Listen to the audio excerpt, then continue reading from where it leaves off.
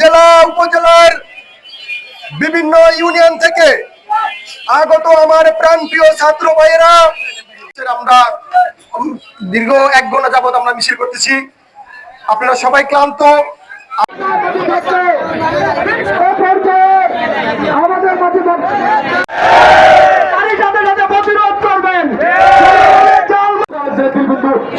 আন্তরিক ধন্যবাদ আমাদের আমাদের নেতা বর্তমান প্রধানমন্ত্রী জনাব তারেক রহমান জঙ্গিদের মতো গুপ্ত হামলা চালায়।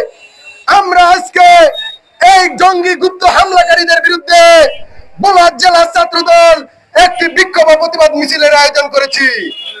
আপনারা দূর দূরান্ত থেকে যে সকল নেতৃবৃন্দ এই মিছিলকে স্বতঃস্ফূর্তভাবে সফলতা দিয়েছেন, আপনাদের সকলকে জানাই অন্তরের অন্তঃস্থল থেকে রক্তিম শুভেচ্ছা ও অভিনন্দন।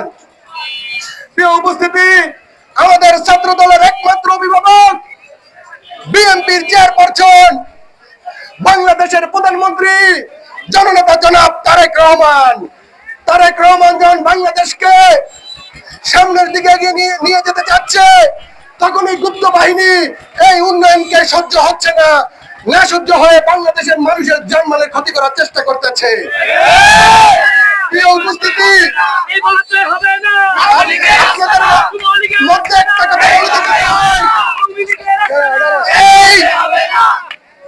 এই আওয়ামী লীগ, ছাত্রলীগ, যুবলীগ যদি বলাই কোনো অরাজকতা সৃষ্টি করে, তাহলে আমরা বড় জেলা ছাত্র দল প্রত্যেকটি ইউনিয়ন, প্রত্যেকটি ওয়ার্ড, প্রত্যেকটি পৌরসভার ওয়ার্ডে আমরা সমুচিত জবাব দিতে প্রস্তুত আছি।